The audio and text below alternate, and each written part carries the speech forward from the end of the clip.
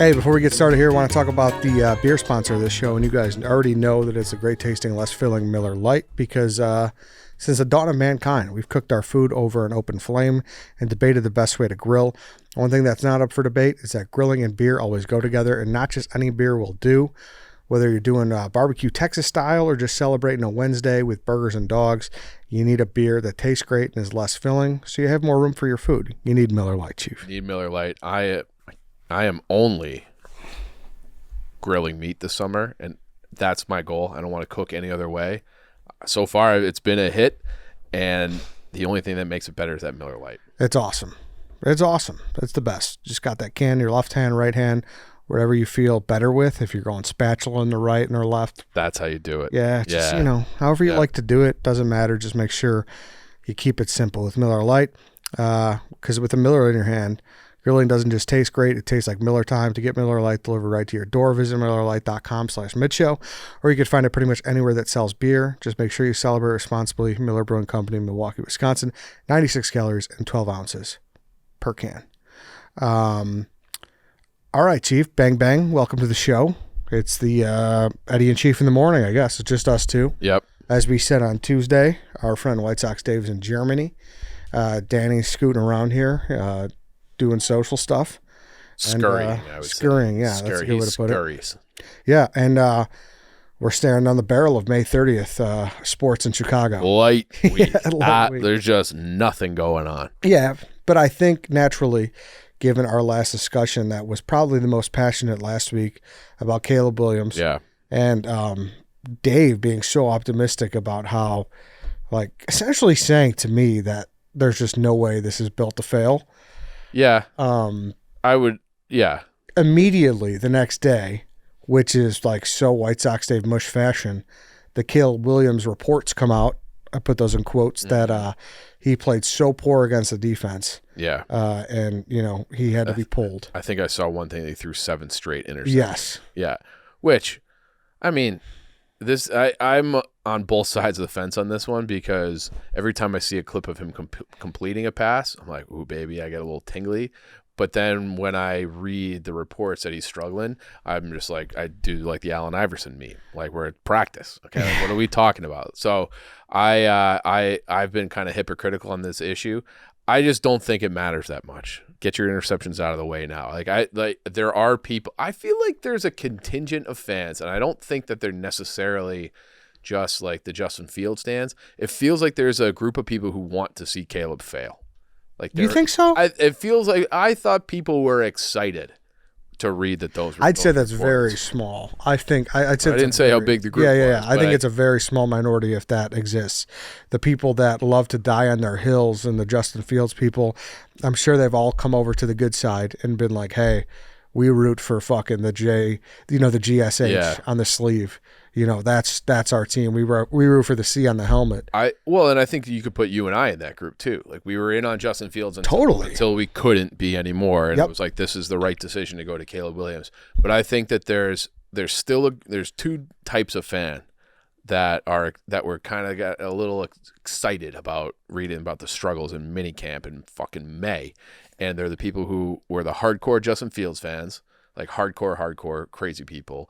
And then there were the people who are like, this guy paints his nails and he's going to be a bust. Mm-hmm. And I think people would rather be right and miserable than happy and wrong. I think I've seen that. I feel like I've seen that so many times in this city with different sports teams, where especially with the Blackhawks, where it's like they'd rather the team be bad so they can say that they were right about a certain thing, than being like, hand up, I was wrong and the team's great and this is awesome. How do you feel, Lance? You could be a third-party tiebreaker here. Do you think that there is a decent faction that's kind of rooting for him to fail? I would say it's like 5%, something like that. Okay. Yeah, I think that the thing is that we as like Bears fans, it's just pure misery all the time. So I feel there is probably a portion that's like, oh, like just classic Bears. I also think a lot of people that are rooting for him to fail are not from the Bears fan base. I think there's a lot of people that are coming out on the internet being like, Caleb Williams is going to be trash because he paints his nails and he's a Bears quarterback. Bears quarterbacks have always traditionally been bad, so I've seen a lot of slander go that way. Also, something are those That's a good reports? point. Yeah. Are those reports legit? Have you guys seen those reports from legit sources? Yeah, I feel saw like it from they got the community notes. I saw it from the people in the Athletic. Oh, So Okay. because 7 straight interceptions in a practice just feels like fake news. Yeah, usually. does, I mean, yeah. if you're talking about history track records, typically it's the quarterbacks light it up in the Yeah. practice, and then it's like everyone gets nuts, and then it didn't mean shit. You right. know? Yeah. So yeah, maybe we're on the right track here. Yeah, exactly. him sucking early is a good thing. Yeah. Opposites. Yeah. I also think there is a third tier to that, Lance, because what did you say? There's two reasons why. Yeah, I think it's just like the pain that we always feel. So, Yep. and I'm kind of almost in that boat where I'm like, I need to see Caleb Williams be good before I can crown him. Yep. Well, of course. And then it's Right. the nail painting people. Yeah, Yeah. the nail painting. And then the third tier here is obviously the people that don't like how Bears fans have carried themselves since we It's drafted like a little them. too cocky. Yeah, and Yeah. they're like, why you guys crown this guy? So I would say that's a third tier you have to. Yeah. That's probably some of that too. Yeah, which I think is valid, and Totally. that's what like I'm always hesitant to do. You know, like I don't the nail painting shit. Like if you're still Gives a hung up shit, on that, you're crazy. You're dumb. Yes, Yeah. like you're thinking too much. Mhm. The Bears quarterback stuff, I get being battered. Yeah. I understand it. What do you think about the Big Cat line where I think it was for like a Madden game or something like that, where they were doing some photo shoot where he was in the full Bears gear and he looked like he had no swagger just because that uniform and like the number and all that. There was something to it. Have you seen the clip? I kind of thought he looked good. I saw that clip and I was like, we need to go immediately back to the Jay Cutler era alternates with like the big block orange letters, because I always thought those were sweet anyways. I wish that they would wear those all the time at home. Mm-hmm. And if they wore those, I think it'd be a different, like they would just look cooler. And if you're ever gonna make a switch for something, maybe let's just bury everything that happened with those uniforms forever. We've never had a good quarterback in those uniforms. Let's go back to a time where maybe we did. No, I know. Obviously. Those uniforms are sweet, and I don't. Oh yeah, those are awesome. I don't like the all the crazy stripe ones that they have as their alternate now, which I guess they're bringing back for a third straight year. Mm-hmm. And I don't like the all orange helmets and jerseys either. So I would love it if they would go back to those, with the gray mask and the big block numbers. Listen, I think that's the sharpest one. Yeah, I agree, but I just don't really care. I've never been like a huge uniform guy. I'm not a huge uniform guy either. Unless if there's something like they play faster in orange, they hit harder in orange. Like that's I can the only convince way. myself. Correct. Yeah. If I'm talking like aesthetically, like whatever. Yeah. Don't care. However, you're gonna point at that. Did you see the picture of him wearing the Jim McMahon jersey? No. I like that. I didn't. Swag. I like showing. Okay, Yes. I did not see that was that. Yes. See, I like showing respect to your elders. I like showing respect to the one guy who got it done for us. I like showing, that is pretty sweet, and like the punky QB. Yes, exactly. Okay, yeah, I am seeing this now. Exactly. That's pretty cool. Exactly. That's the type of shit that should be winning the meatballs over. Yeah. No, it worked for me. I like this a lot. Yeah, it's nice. He does look. It's a weird camera angle in the picture I see here, though. Yeah. It's easier to find on Twitter, Lance. Of the Jim Yeah, man. yeah. There it is. Yeah. Sweet. It's like, who took that picture?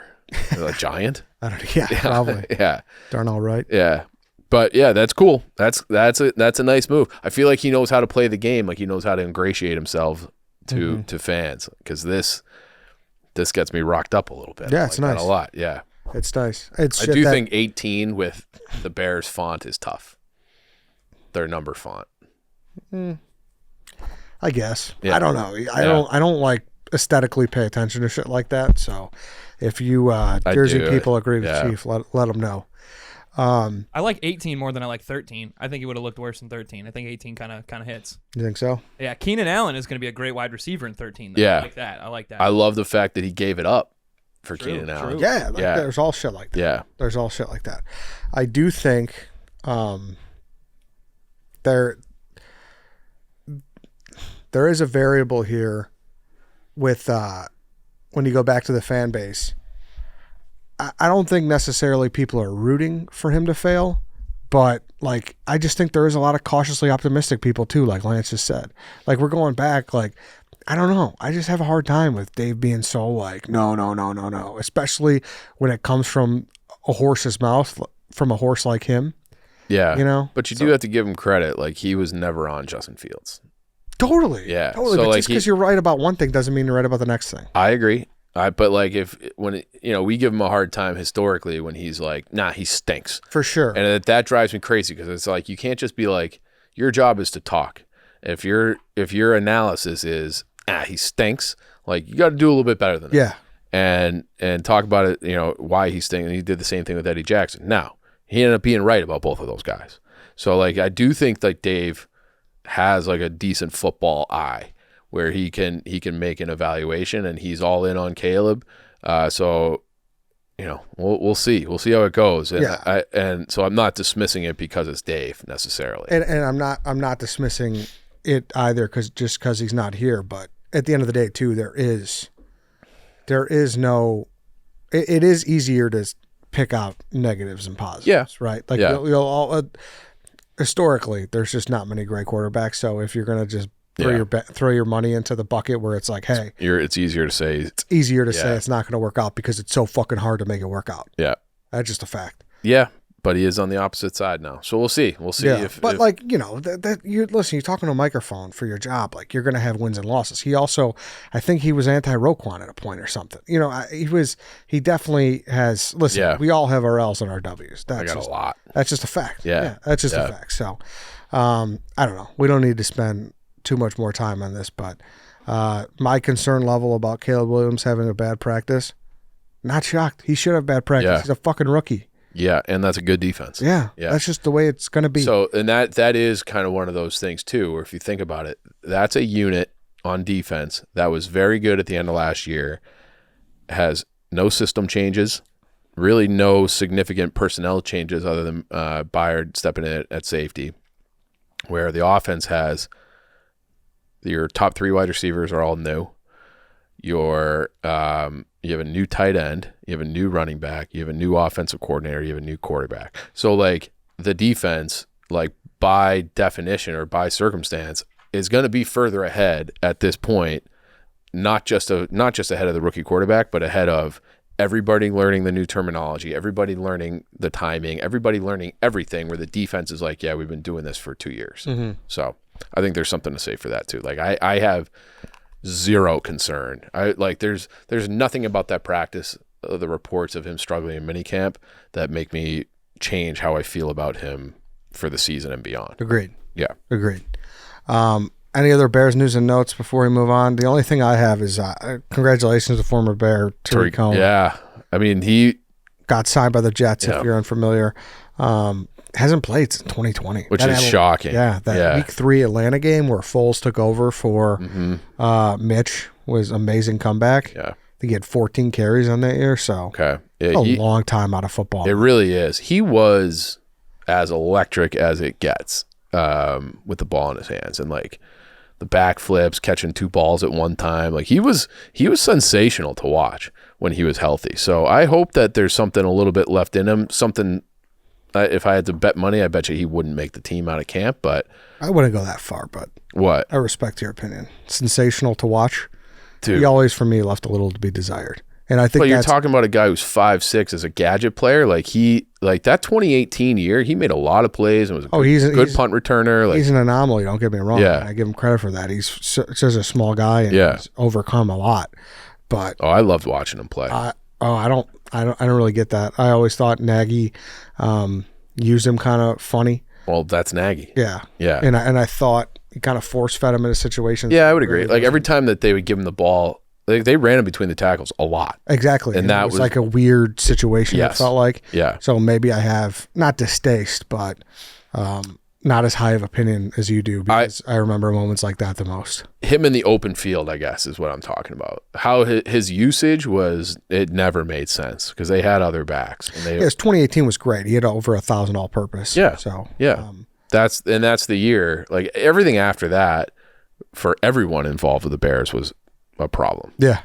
No, you're right. Like, Allen Robinson fell off. Like, that year, Mitch got worse instead of getting better. That 2018 year was the best year for so many guys on that team. Khalil Mack was never the same after that year. Like, nothing went right after that double doink. Yeah. I'd say Akeem Hicks. There's one guy who had staying power. He did. He was always a beast. Yeah, but he was hurt a lot. And Mac wasn't bad. It just wasn't.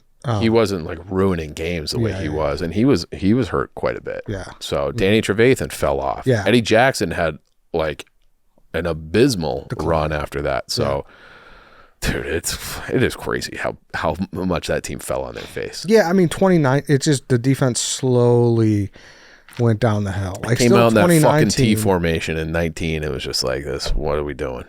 Yeah. Which I loved when they lined up. I'm like, this is cool. 100 years of the Bears, and it was like, oh. That's actually a bad thing. Yeah. Yeah. Was tough, but yeah. I got a cool little Tariq Cohen story. One time I saw Tariq Cohen outside like the Sears Tower, and they had the Bucket Boys out there. And Tariq Cohen like saw the Bucket Boys, walked back to one of his friends, pulled out a giant wad of cash and dropped it in the bucket. That's sweet. That's awesome. Seems like a good dude. Yeah. I liked his article on the Players Tribune. Nobody deserves the injury luck that he's had. Yeah, and like some personal life stuff too. Personal life stuff, yeah. Like watching him rip his Achilles on an Instagram Live was horrifying. So I'm excited for him. I hope he could kind of re-salvage his career here. I hope so too. How old is he now? He's 28. Yeah, so this is last best chance probably. Yeah. Well, he turns 29 in July, so he's going to be 29 when the season starts. At least he got paid, though. Yeah, he got his money. He got some money.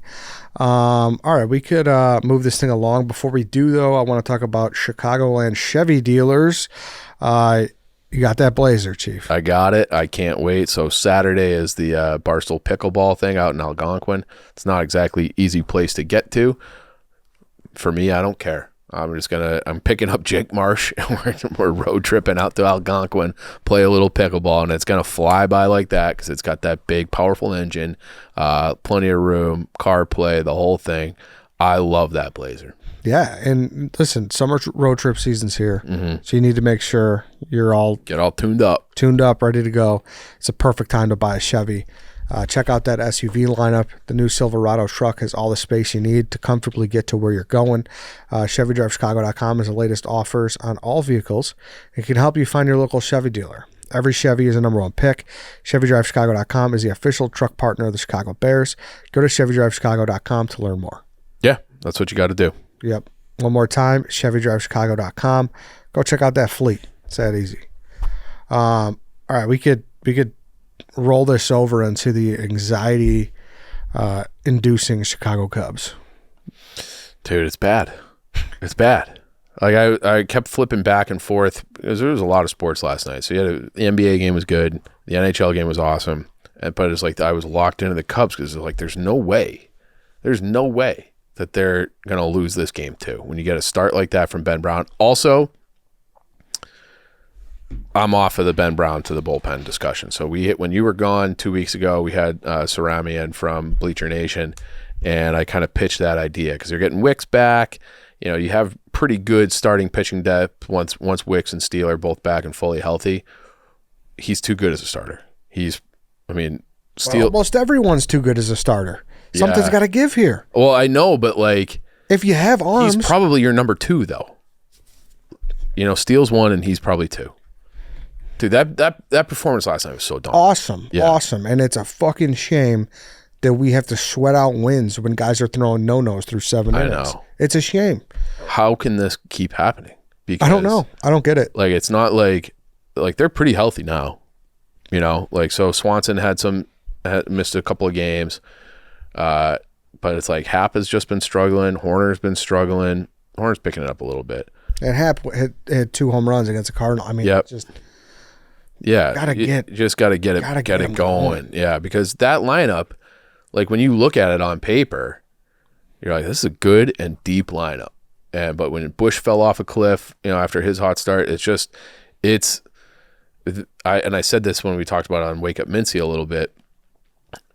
There's no way that all these guys are too good to be this bad for this long. Mm-hmm. So they have to heat up. They're not all gonna have like career worst years all at the same time. Like there's just that to me just seems impossible. So eventually water will find its level. They'll progress to the mean, or you know, like they'll get to where their average is, and then hopefully that means for like a really hot June, July, August, where the Cubs are, comfortably in a playoff spot, but they're like right at 500 now, which after that, how well they played in April against that murderer's row schedule, I am stunned that they are where they are right now. Yeah, I mean, but sports teams are like cars. You need the engine, you need the transmission, you need the tires, the brakes, everything to be kind of on the right plane to excel. Mm-hmm.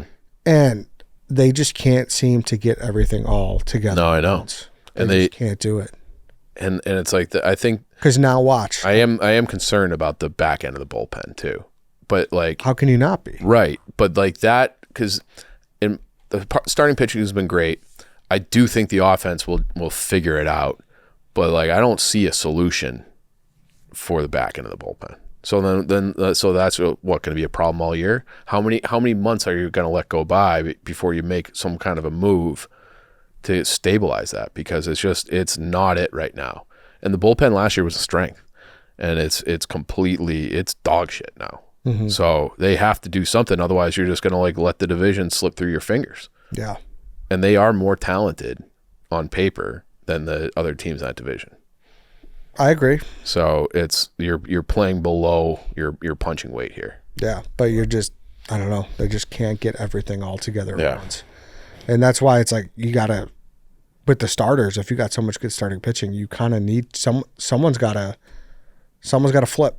Yeah. Someone has to be the guy. And I don't think there's a perfect answer because so many of them have been so good. Yeah. Like you're not going to move Tyon down the bullpen. I mean, but like that's why like Ben Brown, that's why I liked that idea, because he to me has like closer stuff where he throws 100 miles an hour, great curveball, and like you can be a dominant 2-pitch pitcher out of the bullpen. You just see that guy 6'6" running in from the bullpen to close out a game. He just needs all he needs to like fit the bill is like a sweet walkout song. Like an intimidating walkout song, and then you got your guy. Yeah. But like if he's throwing his rookie year, throwing 7 no-hit innings on the road in a big start, then how do you be like, no, you're the guy coming out of the rotation? But then who goes? I don't know, but but just because he goes now doesn't mean he's married there forever. No, I know. People get scared in that idea too. But if you are really thinking long term, if you think you're a playoff team, which I still think the Cubs are going to be a playoff team. How do you take your guy who would be your game 2 starter and like you can't, if you transition him to the bullpen for the rest of this year, he's there the rest of this year. So to me, if you're going Steele then Brown, you can't remove that guy from the starting lineup because Tyon's been good. I think Shota's been amazing. Shota's your 2. I don't know what I was talking about. I thought you were like a lefty. I was having a brain cramp there. I was like, wait a second. Yeah. So those are your top 2. But if you have those 3 go 1, 2, 3, holy fuck! Like who wants to play the Cubs? Nobody. If the offense gets going, but I don't know how you shore up. That's why I feel like they need to start looking at trades. Like they take Matt Mervis or some of these guys who have been like quadruple A guys that still have some meat on the bone as a prospect and be like, hey, we'll give you a Mervis and fucking, I don't know what else, some low A guy, give us a closer. I think that's something Jed's got to start thinking about because it's the offense, I believe, will be fine. The starting pitching is the strength of the team. But if like you go 7 no-hit innings and then you find yourself, you cough it up every single time, then that's just not sustainable. So you have to fix it, but I don't know what you do. It's impossible to have confidence in this team. Yeah, they make it, and it's like they're hard to watch because it's just like like I when I'm flipping around, it's like all right, I'll watch. They got 2, 3, 4 coming up, and I'll flip over on the next commercial for hockey, and then you flip over, and it's like Cubs are pitching again. Like it was just like they were at bat for like 12 minutes and you missed the entire inning. So it's just like it's like pathetic at bats. Like they're not even really threatening. Mm-hmm. So it's tough. I don't know. And then of course the pessimist in me is just like waiting for the flip, right? Where some of these starters start to quote unquote maybe come back to life. And then the lineup heats up, and then we're like, "Oh my god, same problem." Yeah, this train is just never getting back on. I do think the pitching is probably like at this point you just have like Shota won't be this good forever. No way. But like I still think he even if he regresses a little bit, he's still giving you quality starts. And it's same thing with Steele, same thing with Ben Brown. Like, you're going to get quality starts out of those guys. They might not just be like shutouts every single outing. Assad, Wicks. It's just crazy. Yeah, it is. How many guys are at this point? And it's like you like Horton's lighting it up too. So it's like, what do you do with him? Yeah. But that's a thing where whatever they do, this is why you paid Craig Counsell this much money. Yeah. Figure it out, Craig. Yeah. Figure it out. And he has to figure it out. I mean, of course I don't know. I don't even know if what are you going to do? Like, are we being impatient? It's only 2 months in.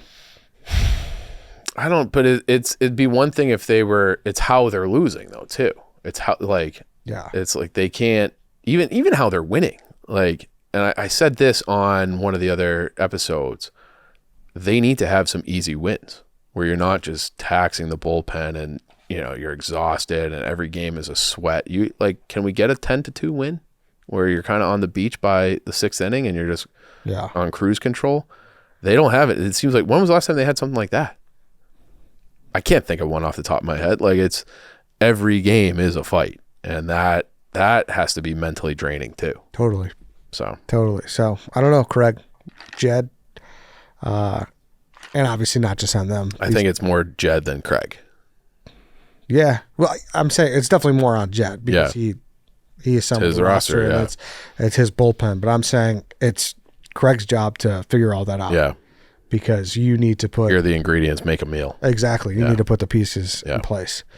So, we'll see. Yeah. We will see a lot of ball left to play, as I will say. On the south side, a couple interesting stories. Okay. I would have loved White Sox Dave today to weigh in. What time is it in Germany? On the Griffel stuff. I don't know. He just texted me. Should I try to call him? You can try.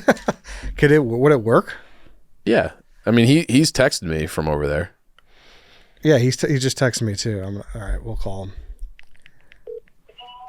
Dave Williams. Nope. No. What a voicemail. But you're talking about the quote where he says nobody wants to win more than Jerry Reinsdorf does? No, I'm talking about the quote where he said he basically called out the whole team. Okay. You didn't see that? The idea of effing flat. No, maybe I don't know. Yeah, he said the fucking team's flat. Yeah, team's flat. And then Hill came out and was like, yeah, that could be his perspective, but like that's not a lot of our perspectives. Like basically took a shot at him. He wasn't in the lineup the next day. I mean, obviously we already knew that they're a team in disarray, but I haven't looked into much of what the White Sox fan reaction has been so far. I saw WSD did post something. And it's like he's over in Germany. He just can't escape. He went to a different continent, and he can't escape the White Sox. So, yeah. So it's tough. I don't know exactly how White Sox fans are feeling about it, but you pulled up his Twitter right here. Yeah. So, but this was the quote that I was talking about from Griffel. He goes, "I've known Jerry for a year and a half. Nobody wants to win more than he does. I know for a fact because I'm the one who gets the phone calls and I talk to him. I get text messages. He is 100% committed to winning and is extremely knowledgeable about the game of baseball. He's not one of these guys who's just a fan. The questions he asks, he knows exactly what's going on. He knows the game. You're not in the game for 44 years around 1,000 coaches sitting in on meetings and listen and watch and not know the game. He's passionate. He's extremely competitive."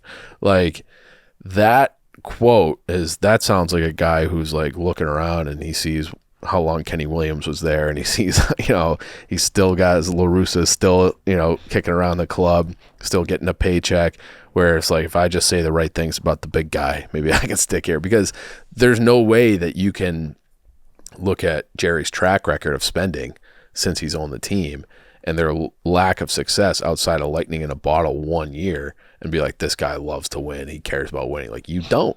Yeah. You don't. If you prove how much you want to win by how much you're willing to spend. Yeah, I mean, listen. He's not stupid. He knows how these jobs work. Yeah. He knows that he's probably a dead man walking. Yeah. So there's only fucking 30 of these jobs in the world. You need to kind of do whatever you can to save yourself. Maybe that's what he's doing. I don't know. It is weird to like look out at that look, put your lineup together every day and be like, we have maybe 4 big leaguers on this team, like genuine big leaguers, and then call the team flat and say Jerry's great. It's like, what? Like, just say nothing. Yeah. So here's a little more of what it was. He said that the team's flat because they were no hit through 7 innings. And then he doubled down the next day. He said, I thought they were flat, and that's where I'm going to leave it. And then that's where Corey Lee, excuse me, I called him Hill earlier. I mean, he's some anonymous fucking nobody. Yeah. You know? And he said he disagreed, and he praised the Baltimore pitching staff. And then it was just kind of interesting to see they're a shit show. Like even more of a divide. Yeah. Yeah. So, I don't know, closed door meetings, everyone's pissed off. When you lose as much as they're losing, like everyone's on edge. If you care. Yeah. How much can you, I mean, it's one of those things where it's like, I wonder how much it just becomes like, baseball's such an individual sport. So like, just go out and do your own job. And if you hit, you'll get another job somewhere next year. But it doesn't seem like that energy is pervasive throughout the team. It seems like they're all fucking, fuck this, I'm out. Yeah, Crochet's been good. Yeah. So another test for Getz to kind of see what the market is for him. He could turn that into. I don't know. Yeah, it is. It's an absolute shit show. Mm-hmm. I feel bad for White Sox fans. Yeah. You feel bad for White Sox Dave? Yeah, I do. Like he's such a fan. Yeah, I know. And like as much as that guy drives me insane, I do. He deserves a team that he can at least watch. Yeah, like they're unwatchable and they're undefendable. Mm-hmm. Yeah, we've all been there. Yeah, I'm there right now. Undefendable. Yeah. With the Hawks. Yeah. No, I get it. I do think if we want to switch to the Hawks. Yeah, I've been poking around. I think they got some more problems coming. You know, they got sued by the woman who is their consultant to the Sock and Fox Nation. There's still like skeletons in that closet and skeletons from this current regime. So really? I think there's going to be some stuff coming out in the next year or so. No, are you hearing this or you're just kind of getting a feel on this? No, and there are things that like I've known about one particular thing for at least a year, maybe longer. Can you go into any sort of detail about what it might be? It's hard to leave me and everyone. Yeah, I would say it's on the business side. It has nothing to do with hockey, and it has to do with a person who people probably don't know his name unless you like hyper follow every move that they're making. And was hired as he was a consultant. Okay. When the new regime came in, and he was quietly dismissed. And I'm wondering if you look at the way the statement was, what the Blackhawks defense was when this woman sued them, that I didn't connect this dot originally, but they're like, hey, this person never actually worked for the Blackhawks. He was a contractor. He was, so I was like, I wonder, like contractor, like my head went to, I don't know, a different space. But this guy, the guy that I'm thinking of, who I know for a fact did some inappropriate things, and got pushed away quietly. And I think they tried to make things right with certain people behind the scenes. Now if it could be he was one of the people, like that woman's claiming a sexual harassment. That would make sense. I think that's what this is going to be related to. Ooh. So it's more than one. And this is the new regime? This is the new regime. Jesus. Yeah. So we'll see what happens. I love what Hockey Ops is doing. Like I want to build like a 300-foot high wall in between the Hockey Ops people, who I really like those people. I really like Kyle. I like the few people I know on his staff. I think the other side is a mess. And it's like, it reminds me, the stories that I hear. Remember when I used to do all those John McDonough's, like a lunatic, those blogs? The stories I hear, the symptoms and like how things are operated there sound very similar to what they were under John McDonough, which is stunning, because you hired you brought in this new regime to get away from that type of culture, and the culture sounds like it's the stories are very similar, like the weird stories and like the politics of it, and keep this information. Don't go to Danny Wirtz with this. I don't want you to. You're not allowed to talk to Danny Wirtz directly. That was John McDonough's playbook. He like made it. It was like if you were gonna talk to Danny Wirtz under John McDonough, if you were gonna send him an email, he had to be CC'd on every email going to Danny Wirtz, Danny and Rocky. That was like policy. And if you didn't, you got in trouble. And now it sounds like there's that same sort of thing. Like, and I've seen screenshots where it's like, hey, this person says, do not talk to Danny directly. This is low key, some salacious stuff. Yeah. Breaking here. I mean, high key. I think things will come out, and some things might come out in the next couple of weeks. Really? And yeah, so it's just, more things change, the more they stay the same. So I think the Hawks, they're, and then you hear things from like sponsors that left because they just didn't like dealing with the new regime, like big ones, and sponsors that used to be with both the Bulls and the Hawks are now just with the Bulls. Fuck these people. We'll stay with the Bulls, but we're not dealing with the Hawks anymore. So like, there's just like a lot of things like that. We'll see how it all comes out, how it all shakes out. So it's interesting. Over to the hockey side, did you guys discuss last week about potential Kane return from the Athletic reported that? Yeah, I've done some digging on that. I don't think it's impossible. I wouldn't say it's likely at this point. It makes so much sense. Like, it just makes so much sense that he's exactly the type of player to put on Bedard's right wing, because they attack kind of in the same way. Like, if you watch McDavid plays 1,000 miles an hour. He doesn't look anything like Kane or Bedard. Same thing with McKinnon. Like, there's just fast, speed, strength, all this stuff. Kane and Bedard are more cerebral. They create space in different ways. They use their brain. They find the soft areas. They would be perfect running mates together. And I hope it happens from a fan perspective, but also just from a hockey perspective. I think he would be very good for Connor Bedard. My opinion on that hasn't changed.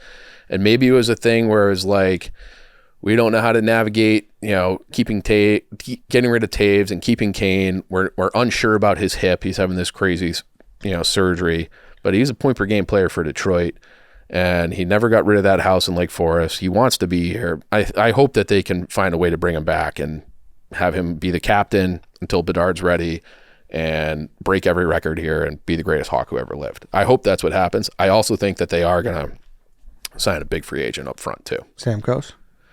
I think there's three big ones outside of Kane.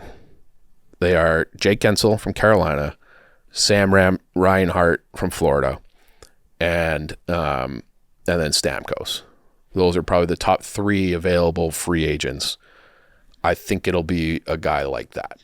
I think it could be one of those three. That's what you've been clamoring for. Yeah, so we'll see. And then this is not like uninformed. I've like kind of sniff around. I talk to people in different orgs and different agents, and so I think some significant changes are going to be happening on and off the ice with the Hawks. Mm-hmm. All right, then let's kind of move into NHL playoffs at large. Yeah. Where do you want to start NHL playoffs? I don't know which way is up.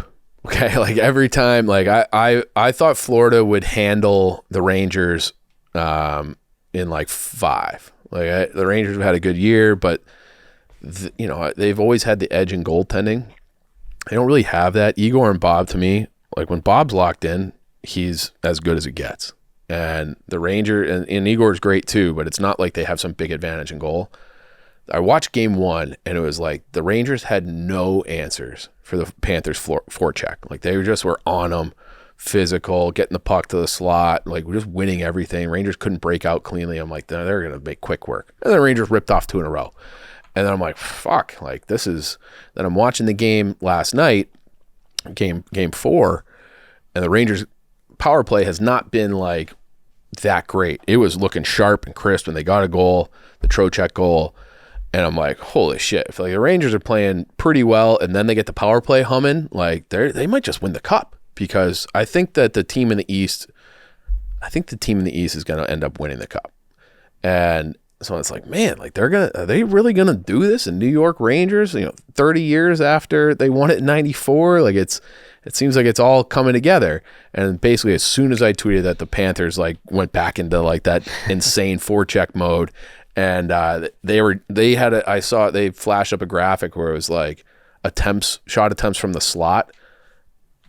And it was like 17-2 in favor of the Panthers. And like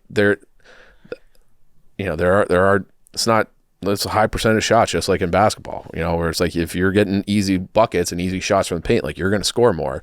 And they were generating all the good chances, and then they took it to overtime and ended up winning the game. So I don't know which way is up. I still think the Panthers are the better team, but I don't know. It's kind of a coin flip. And then I do think Dallas is just going to push the Oilers away now.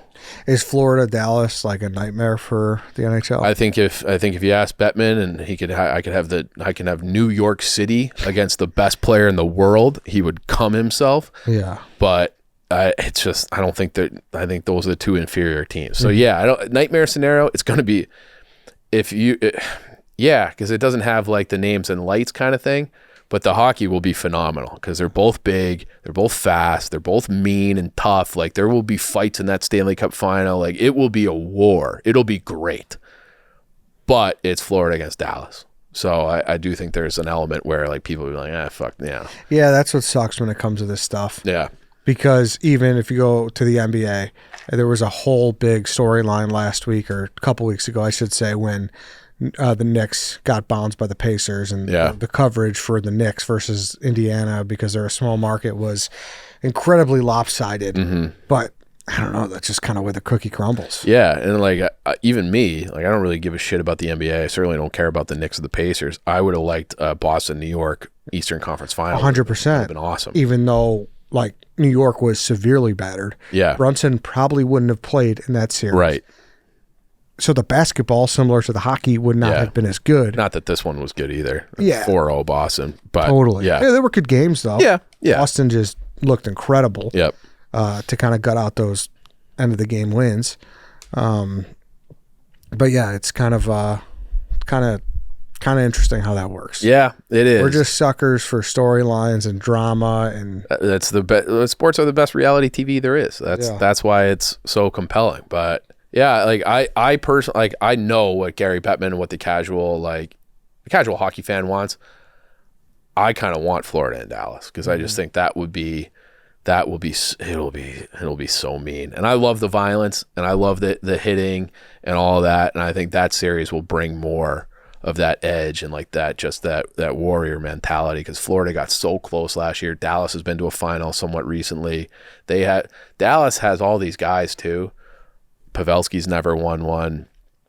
Suter's never won one. They have a bunch of these like older Jamie Benn, these older elder statesman type guys who still have important roles on that team, who are like the old Ray Bourque story with the Avs, where it's like, can we just get him one? Yeah. And Pavelski's one of my all-time favorites. Yeah. When he had the great runs with the Sharks, I just love the way he played. How old is he now? 37, 38. Like, he's like my age. Like, I think we were in the same draft class. I just didn't get drafted, pretty sure. So he's a great player, and so I hope if there's a guy who deserves a cup, like Pavelski is a guy who deserves a cup. 39, yeah. Turns 40 July 11th. So yeah, he's not even in my draft class. He's ahead of me. So this is this it? Is he still playing at a high level? Yeah, I think he's a free agent after this year, but he had a very nice year for Dallas. I'll pull up his stats right now, but he was Joe Pavelski. Yeah, 27 goals. Yeah, so 27 goals at that age. He plays in all situations, and they have like in my opinion, the perfect mix where they have these kind of younger guys who are in their absolute prime. Roope Hintz, Jason Robertson, Miro Heiskanen is probably, this is like a discussion in hockey all the time, like who's the most underrated player in the league. I think it's Heiskanen. Like he is every bit as good as like the defenseman that you know about from the bigger markets. He's incredible. Is Sagan still humming? Sagan still plays. He's not what he was. He's been pretty good these playoffs.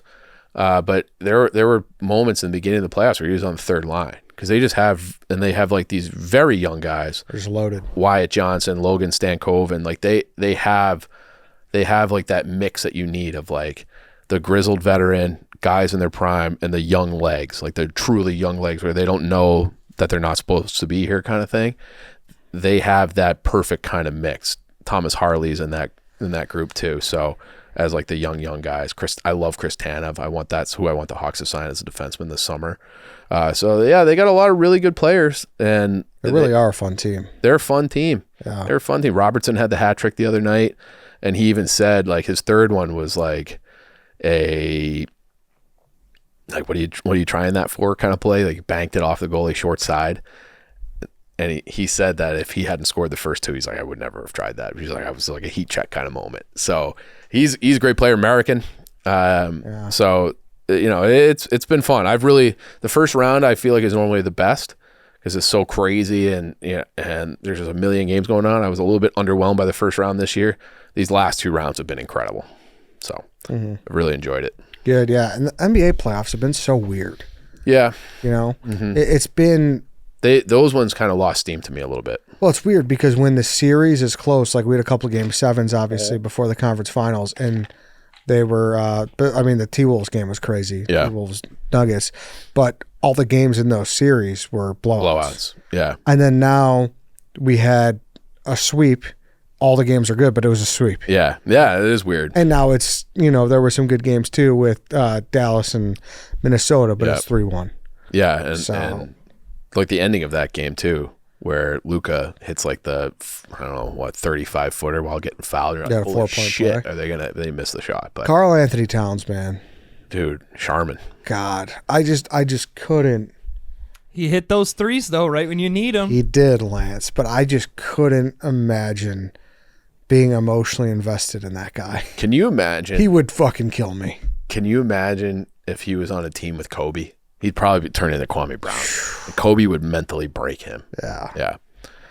It's wild. Yeah. He had a lot of dumb fouls last night. A lot of just crazy. He's infuriating. Yeah, he really is. He's infuriating because obviously the talent's there. Yeah, totally. But he, to me, I wonder, he's almost like a product of his time too. Where it's become like, maybe I'll just be a stretch four. It's a lot easier to stand out here and wait to hit a three than battling down low for 40 minutes. And then obviously the signing of Gobert has allowed him to do that more. So you're putting him in that position. Yeah. And then, but they'd be better off if he were. Yeah. Then the irony of it all is I kind of love their third guy more than I like both of them. Yeah. Naz Reid is the fucking man. No, he is. But Where did he come from? LSU. Yeah. I've always been a Naz Reid guy. Yeah. Even at LSU, some guy dug up my tweet from like when he was in the tournament, like 2019. Oh, really? And I was like, Naz Reid, I hope he's the darling of the tournament. He's the fucking man. They're like, you knew. Did you have them in a Calcutta that year or something? No, I was just a big Naz Reid guy. Like I just loved. I may have had them. I take that back, but I don't remember. He's the man. And that finger roll there at the end of Game 5. Yeah. Balls. Yeah. Balls. Yep. Game 4, excuse me. Game 4, yeah. Yeah. Balls. Like I think that Dallas-Boston, I assume Dallas will close them out. They're not going to lose 4 straight. No. I'm not saying that. I said that noise I made was because if we get Dallas-Boston finals, yeah, it'll be wild. It will be awesome. And I think I have done a 180 on Kyrie. Wow. I really. All right. So you're a flat earth guy now? No, I'm not a flat earth guy, but I am. There might not be a guy I'd rather watch. Just like he's so unique, the way he dribbles. He's incredible. Dude. He's awesome. I love watching him play. And like for whatever reason, my TikTok will always give me like the Kyrie mixtape as I'm scrolling through. I watch it the whole way through. Yeah. He's incredible. He is unbelievably incredible. Clutch. Yeah. Yeah, like LeBron doesn't beat the Warriors in that series without Kyrie drilling that fact. shot. Yeah. Mm-hmm. That block by LeBron was sick. That was amazing. Yeah, Kyrie, I mean, we're talking that time. He was a top 10 player in the NBA. Yeah. Like easily. Yeah. And also, kind of circling back to the beginning of the show and some of our gripes with White Sox Dave over the years, I never thought that Luka and Kyrie would work together. That seemed like both guys are so ball dominant. It just in my head, I'm like, there's no way this is going to work. Now, I'm not like an NBA expert, but it clearly works and might work so much that they win the NBA championship. It's wild, man. Yeah. And that's why the NBA, this is the first time I've watched the playoffs really since the whole Durant fiasco. Yeah. Because the parity is insane. It's very compelling. We're going to have a 5 seed in the title game. It's great. A 5 seed. It's great. Pretty nuts. Yeah, it's nuts. Mm-hmm. And credit to the Mavs. I mean, they were kind of in a rock and a hard place because I think I was reading like they were kind of trying to keep Luka happy because, he's the linchpin of the whole franchise at this point. Definitely. So they gave Kyrie 3 years, $120 million. Like, no team was probably coming close to that. Competing with nobody. Probably not. Yeah, right. And I remember everyone saying that. And Kyrie really just kind of shut everybody the fuck up. Yeah, he's great. But I wonder what happened. Like, why did he stop going? Like, he had to, the flat Earth shit was when it was still kind of like funny, Yeah. Then like, it turned into the whole. I mean, Portnoy broke him. Yeah, there was the whole sage stuff, and then there was the anti-vax and the Jew stuff, and like there was like crazy shit. Yeah, crazy shit. Maybe, and then all of a sudden he's like right about everything. And then next time he's like, I'm just gonna play basketball now. And then he was moving around so much too, and they tried to do the thing in like a big 3 in Brooklyn, where it was just who knows, maybe it was just like the personalities matter. So maybe he matured a little bit, and he got with Luka, who's like a better running mate personality wise for him than Durant or somebody would have been, because Durant's always been a little finicky in the media too, and on Twitter, and so maybe those guys are just like they're just both kind of pricks, and it just was never going to work with the two of them. Kyrie took all the heat off Durant. Durant's fucking. Yeah, I agree. Not a fan of that guy. I agree.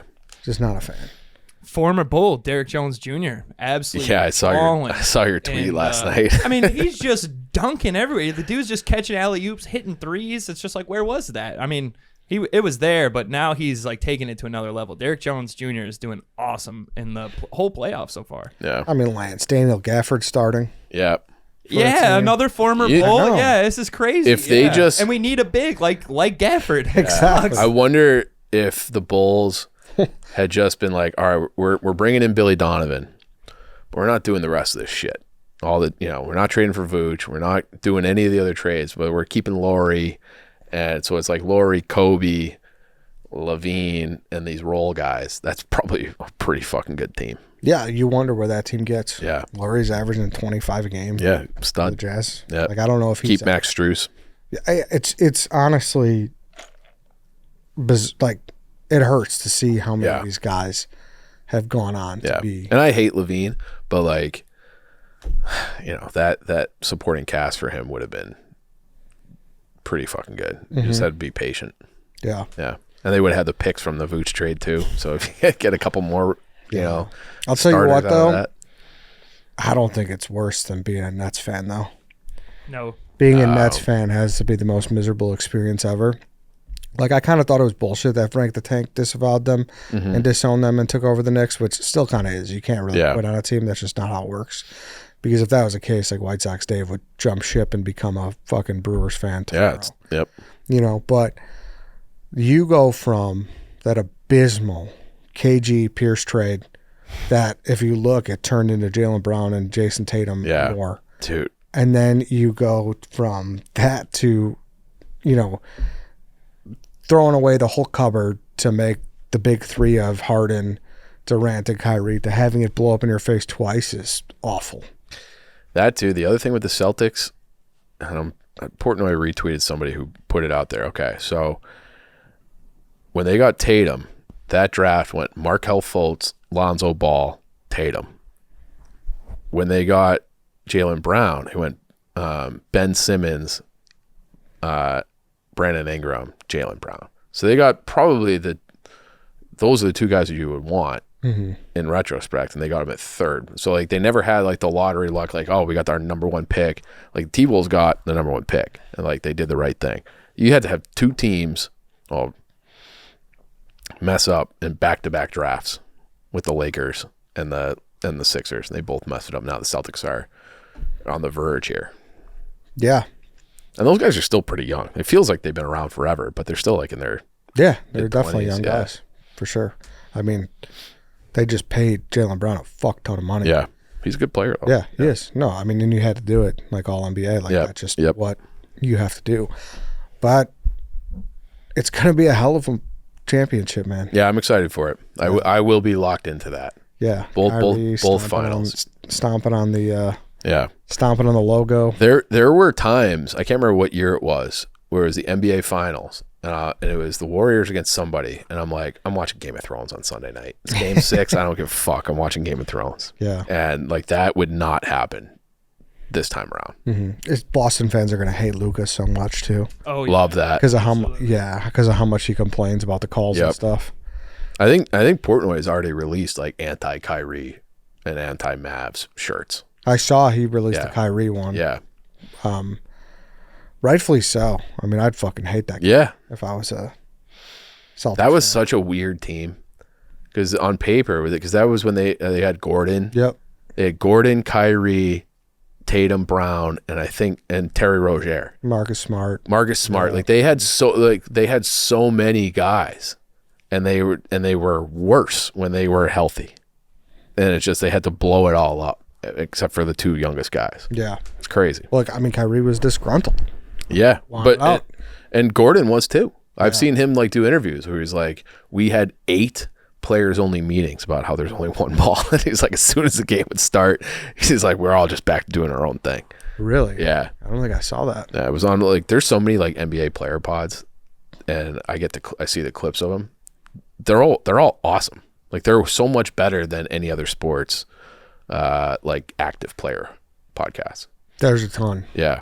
There's a ton. And they just let it rip. Yeah. Yeah. Mm-hmm. Which one do you follow? I feel like the Paul George one comes up quite a bit for me. Draymond's comes up quite a bit. Pat Bev, obviously. Pat Bev, obviously. And then like I get the KG's has a thing on Showtime, like his comes up. Like they just tell like great stories. Like stories that everybody wants to hear, but like 10 years ago, 5 years ago, they would never see the light of day. Like you'd maybe get them in a documentary 30 years after the fact. Now they just kind of like let the stories rip. It's awesome. Let's go. The Ticket in the Truth, I think it's called. Yeah, I think you're right. Pierce and KG. Yeah. Jeff Teague's also got a good one. Everyone loves Jeff Teague. Yeah. Jeff Teagues is awesome too. Everyone loves him. He talk about a guy who just lets it rip. Yeah. Like he doesn't hold anything back. Which is funny. Yeah. Jeff Teague. Yeah. Well, he was like I didn't realize that he's such like a hard-nosed guy. Like, oh, really? Like he'll fight you. Like he kind of comes from like a rough background, and he like just does not give a fuck. Mm-hmm. So yeah, interesting times. It's gonna be fun. All right then. Anything else, Chief? No. Did you want to talk about Mario? Or you want to save it? Oh yeah, let's save it. Okay, let's save it. Right. I went down a Mario Lemieux rabbit hole.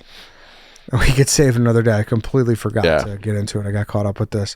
But yeah, that's it. He was my first ever favorite athlete. I was 6 when they won Mario? Yeah. All right. Yep. Shout out Mario Lemieux. Shout out Mario, the best. The man. He is actually Mario. Is he? Yeah. Mario Lemieux. Yeah, so that's talking sports in late May when ain't shit going on for Chicago. Exactly. So Roma Dunze also fielding punt returns at OTAs. Ooh. He did that a little bit in college. It was like when they needed, a big play, especially this past year, they would do it. When he did it a lot earlier in his career. So I'm not exactly surprised to see that. Who returned punts last year? Oh, they got the kid from the Bengals. And then your boy. That's your boy. That's your boy. You've been saying. I've been saying cut him for years. You've not only been saying that. You've been saying he's going to get cut tomorrow for 4 years. He should. He should be cut. But he's just like, no, they're not going to cut him. But this time, I won't be surprised. It's a much deeper room now. Won't be surprised if he doesn't make it out of camp. Yeah, he stinks. Yeah, I love that we haven't said his name, and I think I know his name, but I know every one of our listeners are probably like, yep, cut his ass. Velas Jones. Velas Jones. Velas Jones. Exactly. I don't know. Yeah. All right, guys. I think Dave will be back next week. Not sure. Who knows? We got rat race and stuff too. Rat race, yeah. A lot on the docket. The dozen trivia tournaments coming up, but yeah, we're just grinding out these summer months. Some changes coming too. Yep, some possible changes for this show are coming soon. They're good changes. Very good changes. That we're excited for it, and we think you guys will be excited for it too. So look out for that. And on that note, I hope everyone has a nice weekend, and we'll see you guys next time.